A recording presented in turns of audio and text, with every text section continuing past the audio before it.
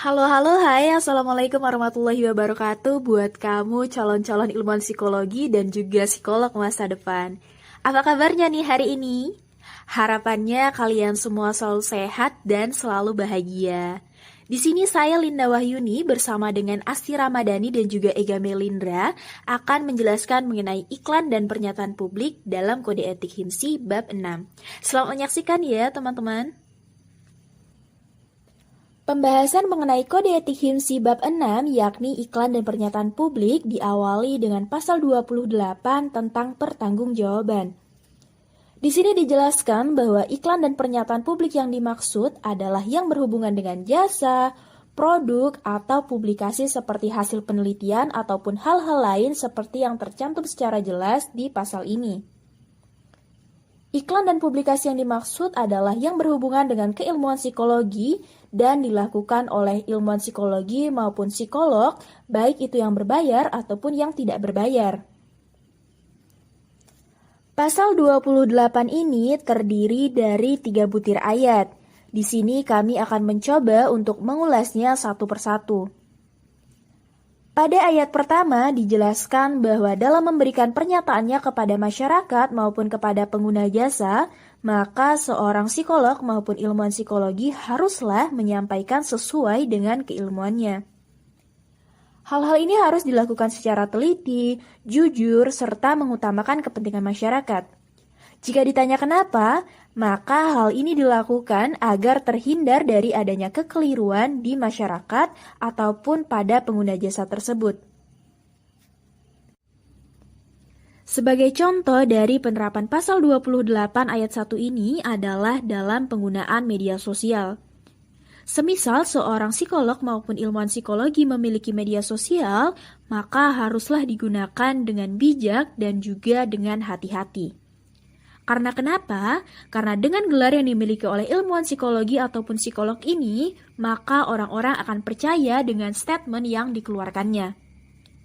Hal-hal inilah yang kemudian harus diperhatikan karena jika apa yang disampaikan tidak sesuai dengan dasar-dasar ilmiah ataupun tidak sesuai dengan keahliannya, maka hal ini bisa saja menjadi bumerang dan juga menjadi kesalahan tafsir di masyarakat. Dalam pasal 28 ayat 2 dijelaskan bahwa dalam mempublikasikan sebuah karya dalam bidang psikologi, maka seorang psikolog ataupun ilmuwan psikologi haruslah mencantumkan gelar yang sesuai dengan apa yang diperolehnya ataupun sesuai dengan sertifikat yang ada.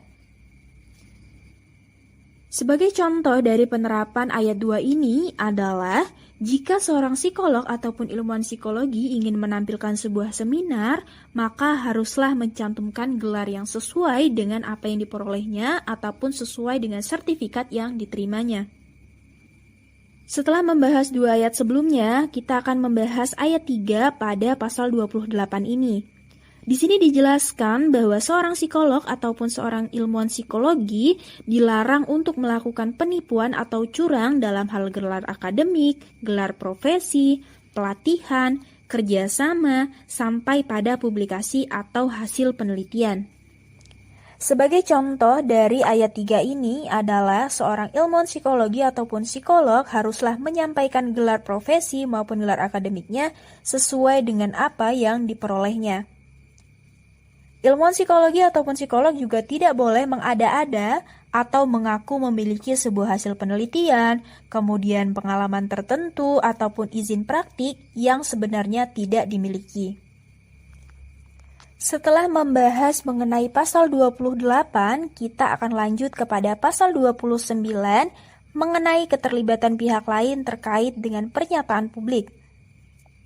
Pasal 29 ini terdiri dari 3 ayat, yang mana kita akan mengulas secara satu persatu seperti pada pasal 28.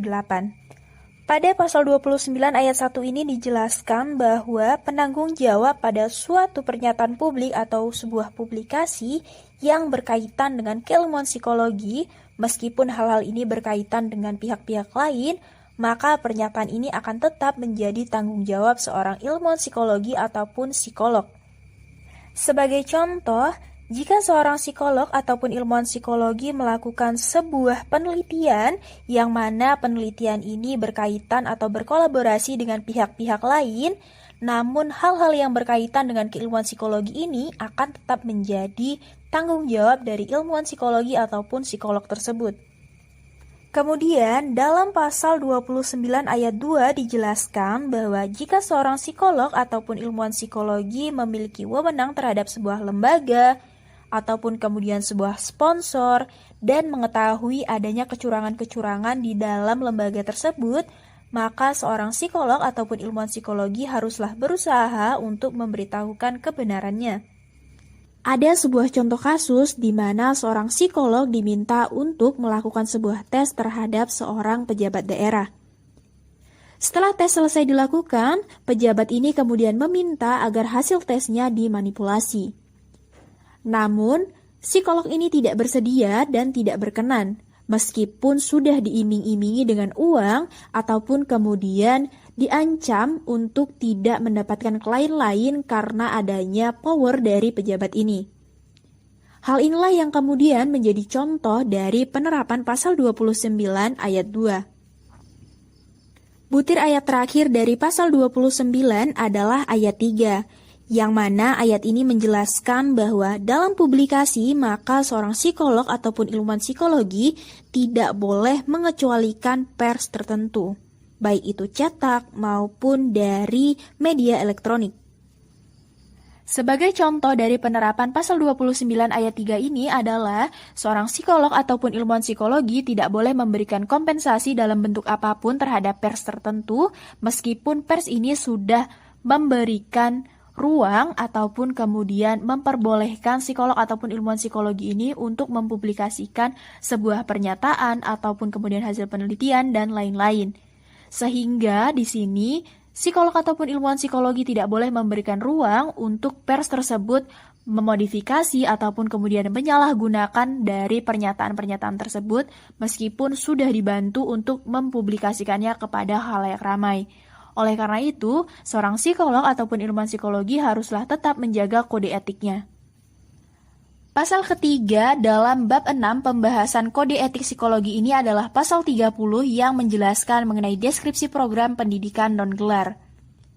Dalam pasal ini dijelaskan bahwa seorang psikolog dan atau ilmuwan psikologi bertanggung jawab atas pengumuman ataupun seperti sebuah katalog, kemudian sebuah brosur dan lain-lain ataupun program non-gelar lainnya dan memastikan apa-apa yang ada di dalamnya adalah akurat dan sesuai dengan klasifikasi dirinya.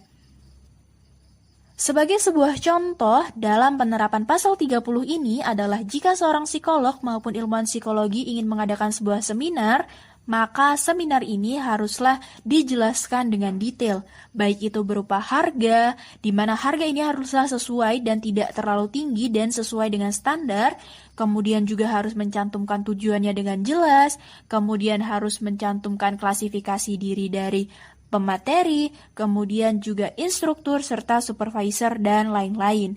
Hal ini haruslah dicantumkan secara akurat dan tidak melebih-lebihkan dan harus dipertanggungjawabkan. Pasal selanjutnya adalah pasal 31, di mana dalam pasal ini menjelaskan mengenai pernyataan melalui media. Di sini dijelaskan lebih lanjut bahwa seorang psikolog ataupun ilmuwan psikologi dalam memberikan pernyataannya kepada publik yang disampaikan melalui media-media haruslah sesuai dengan kode etik, kemudian sesuai dengan pengetahuan profesional, kemudian juga harus berdasarkan dengan asas praduga tak bersalah, serta mempertimbangkan hal-hal khusus seperti pada pasal 24 tentang kerahasiaan ataupun pada pasal 61 mengenai psikologi forensik. Sebuah contoh kasus yang dapat dikatakan melanggar dari adanya pasal 31 ini adalah semisal ada seorang psikolog ataupun ilmuwan psikologi yang kemudian menunjuk atau kemudian mempublikasikan secara terang-terangan melalui media kepada publik bahwa seseorang ini memiliki gangguan jiwa tertentu. Padahal sebenarnya belum ada analisis ataupun asesmen yang menyatakan bahwa orang ini memang memiliki gangguan jiwa tersebut. Contoh lainnya adalah seorang psikolog ataupun ilmuwan psikologi langsung menjudge seseorang yang dianggap melakukan kesalahan bahwa memang orang ini melakukan kesalahan tersebut. Padahal seharusnya dilakukan oleh seorang ilmuwan psikologi ataupun psikolog ini adalah memiliki asas praduga tak bersalah terhadap orang tersebut. Pasal terakhir dari bab 6 ini adalah pasal 32 yang menjelaskan mengenai iklan diri yang berlebihan. Di sini dijelaskan bahwa seorang psikolog ataupun ilmuwan psikologi harus mampu mengiklankan diri sendiri dengan sewajarnya dan tidak melebih-lebihkan supaya terhindar dari adanya kesalahpahaman di masyarakat. Dalam mempromosikan diri ini, maka seorang psikolog ataupun ilmuwan psikologi haruslah mampu untuk mempromosikan sesuai dengan klasifikasi dirinya, di mana tidak boleh melebih-lebihkan seperti mengatakan kepada masyarakat bahwa seorang psikolog ataupun ilmuwan psikologi mampu membaca masa depan, atau kemudian mengatakan bahwa seorang ilmuwan psikologi ataupun psikolog mampu untuk membaca pikiran seseorang, atau kemudian mengatakan bahwa seorang ilmuwan psikologi ataupun psikolog mampu membaca orang meskipun melihat 1 detik, seperti itu. Nah, hal-hal inilah yang kemudian dapat menjadi kesalahan tafsir di masyarakat. Baik, terima kasih banyak teman-teman yang sudah menyimak. Itulah tadi pembahasan kami mengenai Kode Etik Psikologi Bab 6 tentang iklan dan pernyataan publik. Harapannya adalah nantinya kita semua bisa menjadi psikolog ataupun ilmuwan psikologi yang mampu menerapkan kode etik dengan sungguh-sungguh.